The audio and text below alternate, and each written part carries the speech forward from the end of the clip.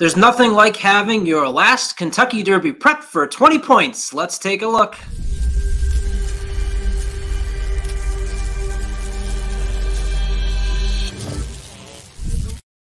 What's up, everybody? Welcome back to Trust the Profits YouTube page. I am joined by my great colleague, Matthew DeSantis at Failed to Menace on your Twitter. I'm Colin Sheehan at CSheehan45. Please like and subscribe.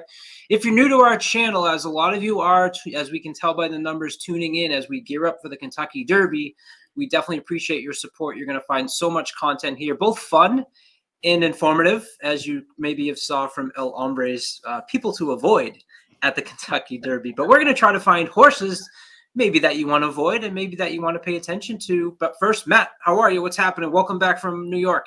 Yeah, it's been great. It's been a busy last couple of weeks. Obviously, I was down at Gulfstream Park with El Hombre for the Florida Derby. I was just up in New York at the Wood Memorial last weekend. Saw huge long shot, obviously, with Lord Miles, who might actually have a little bit to say about what we end up talking about in this particular race as well. But I very excited for this last chance to get into the Kentucky Derby. And it's a really salty, I think a pretty strong field for the Lexington Stakes that we're going to be talking about today. I know where you're going with that Lord Miles angle. I can't wait to talk about that. But that's right. It's the Lexington Stakes. This is your last Kentucky Derby prep, and it's only worth 20 points to the winner. You just come off of the huge 100-point races, and you got that huge high. And, well, let's just throw in one more race. But this race does have an impact on the Kentucky Derby because of one single horse, and that horse is number 6, Disarm. He currently has 40 points, and a win here gets you 20, obviously moves you up to 60. That would get him in. But I think what's interesting is an 8 or a 6 points puts him right over the cusp, and has some impact on who makes the gate with Disarm.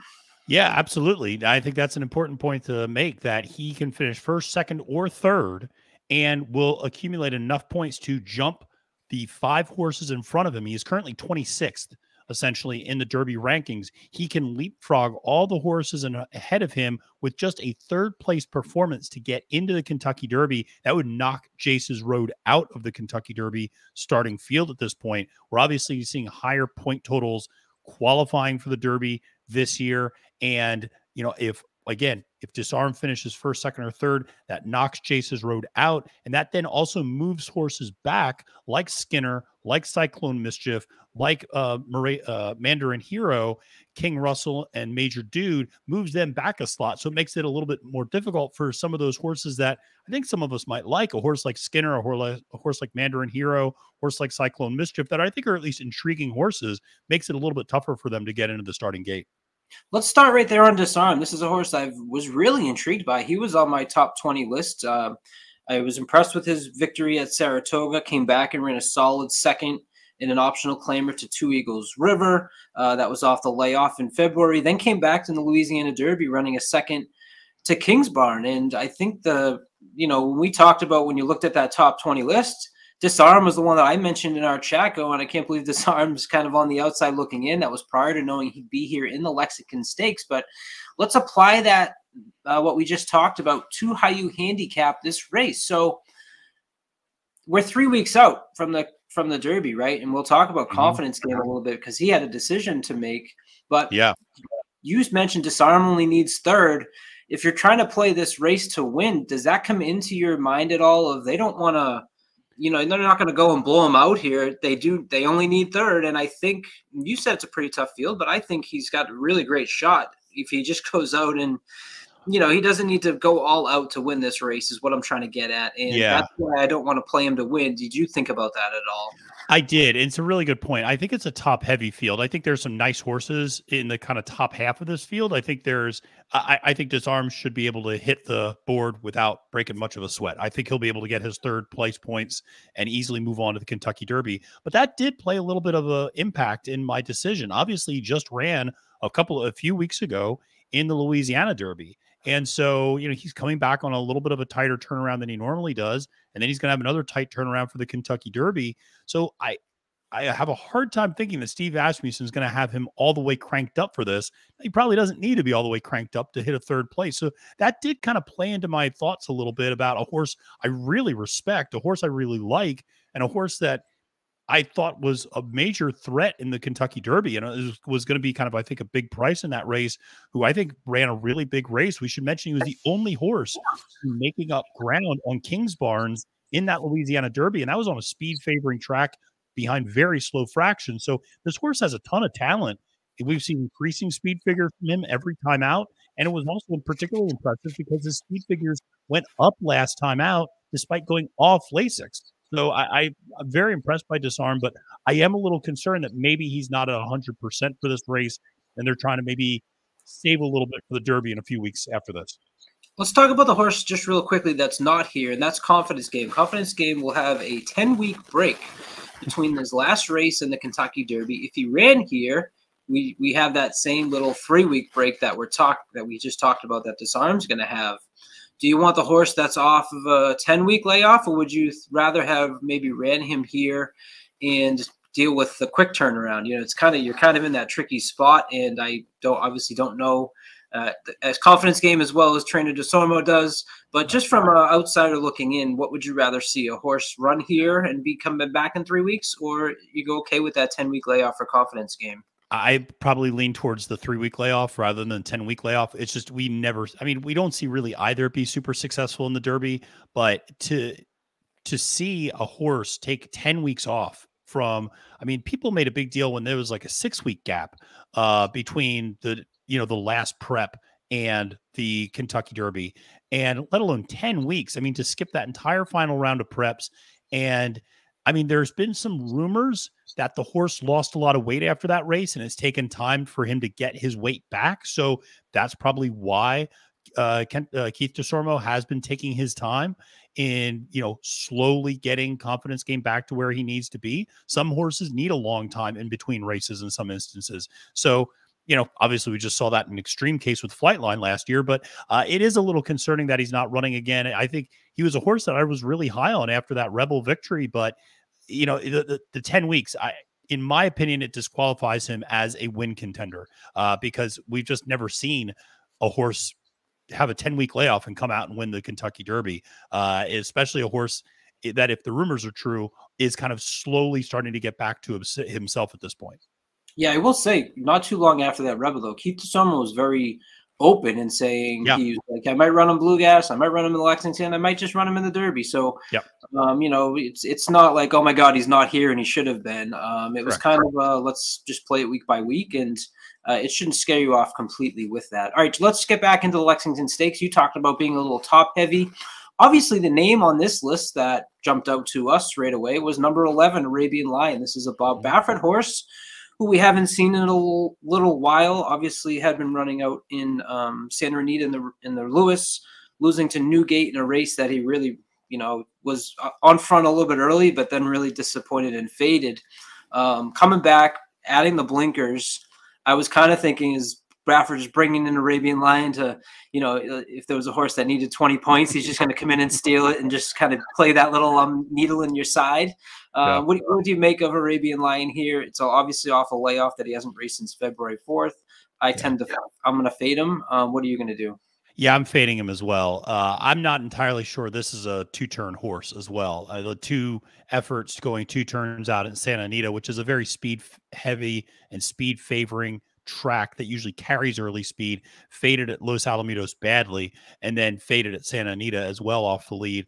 I think he's more of a 1-turn miler, 7 furlong type of a horse. And he's breaking from the far outside. So Irad Ortiz Jr. is going to have to use all that early speed to get out there on the lead, cross and clear.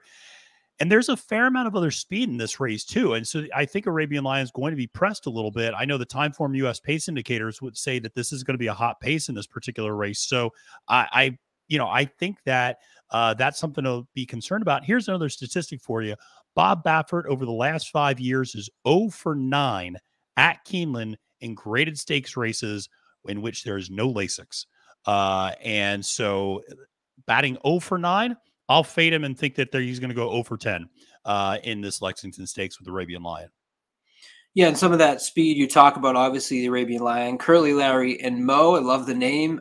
Gets an E8 on the pace. You got E6, EP6, and EP5 at the top there with Empire Strikes Fast, not back, and First Mission. Those two horses coming off their maiden victories. First Mission is a Brad Cox for a Go Dolphin.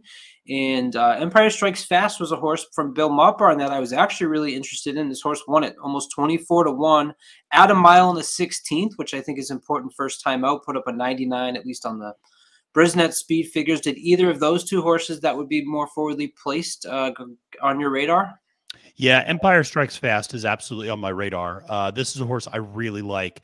You mentioned that maiden effort down at Gulfstream Park, going a mile and a 16th. Here's the other thing.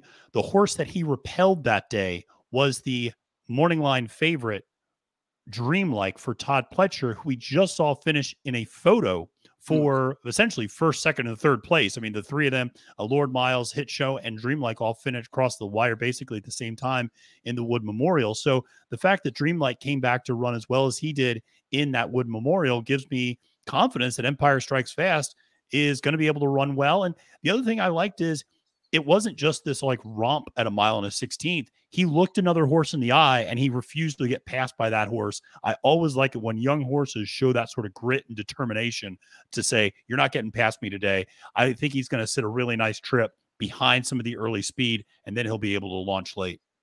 I think he's really interesting as well, and someone that you all want to take notice of. But it brings me to a point that I wanted to ask you, my professional handicapper. Empire Strikes Fast is not Triple Crown nominated. And when you get to a race like this in the Lexington Stakes, you know, obviously all these prep races, everybody had Derby fever. They had the grand allure that they were going to get their horses to the Derby. So they Triple Crown nominated them. And that's denoted in your past performances by the little horse inside the crown, or the TC inside the crown, or a horse, depending upon which past performances you're looking at. As we get later in the year, I love the angle of, you know, one or two Triple Crown horses that were nominated that, you know, just didn't come along the trail early. There might be horses we haven't even heard of yet, but they start racing against horses that weren't Triple Crown nominated, and I really prefer to get you. Sometimes you get some nice prices on those horses. Yeah. Do you kind of take that into consideration? Empire Strikes Fast is not Triple Crown nominated, going against quite a few here that are. Obviously, it's race by race cases, but just in general, is that something that you're even paying attention to? It's something I absolutely pay attention to. It's not a hard and fast rule. I think, as you kind of mentioned, you know, it is a case by case, race by race basis, but it's something I absolutely pay attention to. And certainly later in the season, you go, oh, there was expectations with this horse, and maybe things just didn't pan out. Maybe there was an injury. Maybe the horse just took a little while to physically develop. You never know. But there was expectations, and it's a nice little kind of quick cheat code a little bit when you're looking through the PPs, just to see that little Triple Crown insignia and go, oh, okay, that's a horse maybe I want to take a second look at if I didn't necessarily like. In this particular race, it's interesting. There were some horses that, you know, a horse like Transect, for instance, who's 2 for 2, is not Triple Crown nominated. Speed figures would need to increase dramatically, but that's one that you go, okay, you know, they're taking a shot here and good for them, but it's probably not, you know, this horse maybe is not in the same class. Horse like Demolition Duke, obviously, for Brad Cox, is a horse that there was a lot of expectations for, clearly there. And so you take those types of horses seriously, even though he's also just coming off his maiden victory. So absolutely one of those things. What I will say is with Empire Strikes Fast, I wonder if Bill Mott I wonder how this horse looked working out, because this horse was a pretty big price on debut. He won that race at 23-1. And so he didn't attract a lot of money first time out. And the other thing is Empire Maker, who's his sire, is not known for producing very precocious offspring. I think only winning 9 or 10% first time out horses. So, you know, maybe it's one of those things where the horse just kind of surprised Mott in some ways and surprised the handlers, and maybe showed up on the track better than he shows up on the workout track, on the workout ring. So that was something which I thought was interesting. On this show, we like to always take a little look at the Prime Power by Brisnet. We're not sponsored, but it's just a nice little quick way to look at kind of what I see as the separators, and a 10-point separation is usually what I like to look for. Arabian Lion is on top with the 137. But you've got, and again, 6, 7 horses right in there in the mix. And we talked about this with Wood Memorial. Hit Show had a little bit of a separation, but we thought that that was going to be a pretty closely contested race. And obviously you had Lord Miles really upset that. Thoughts on, is this kind of how you see it when you look through this list? I do. I think that you could make a really strong argument. I think for at least the first 6. I think getting down to Dennington, I'm not maybe the biggest fan of Dennington's, but you're at least getting a price on him. And he's run some good races. I do worry that his best running is on Lasix. And that's no shot at the horse or the trainer in that regard. It's just I think that's where you saw his best performance.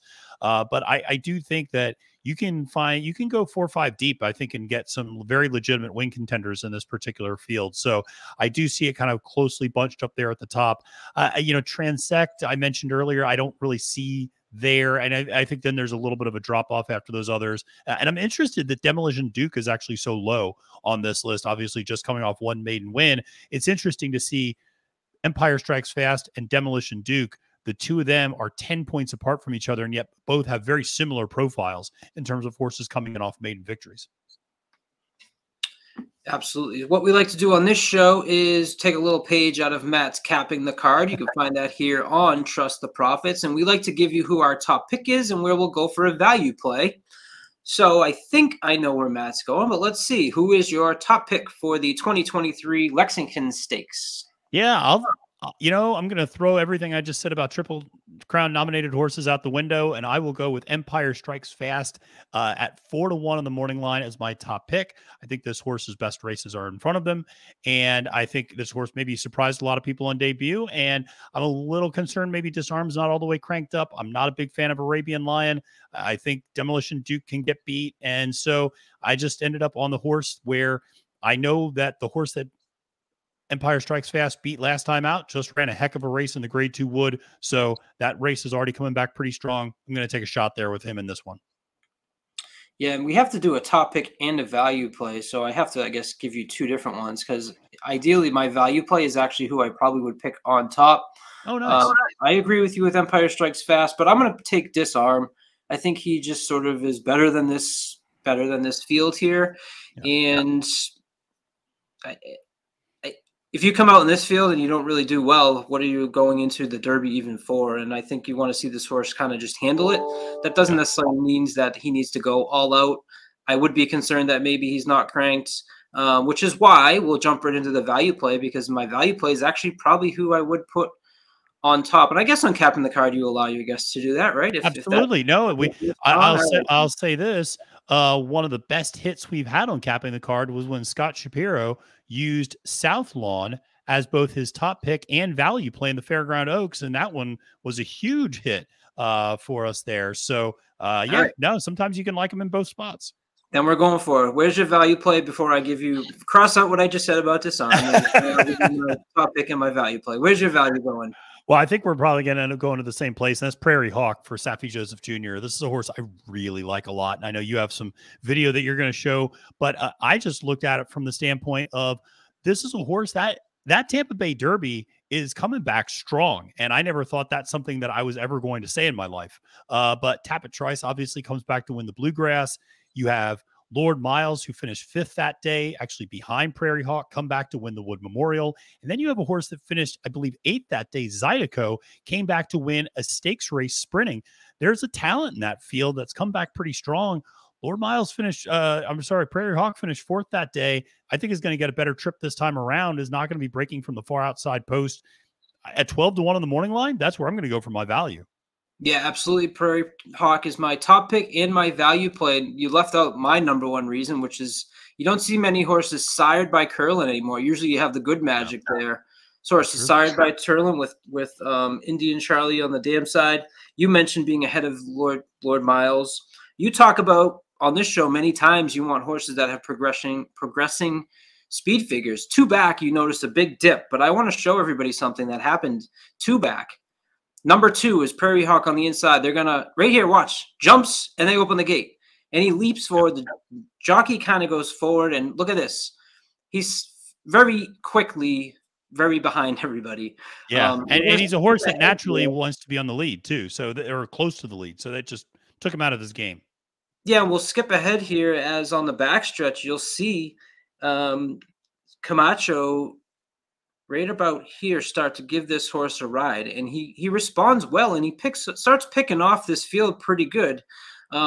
He's down on the rail, and if you watch that 10 Dreaming of Kona as they come around this turn, 10 is going to pass the 2 who you see there circled, and he cuts in front of the 2 and makes the 2 stop. And at that point, you've had a bad break, you've had to stop, you might as well pack it in. So the speed figure comes back at 64 right here. Watch this 10 right there. Goes in on him, pulls up, and that's it. That's your race. And obviously you want to make your breaks and not have that happen.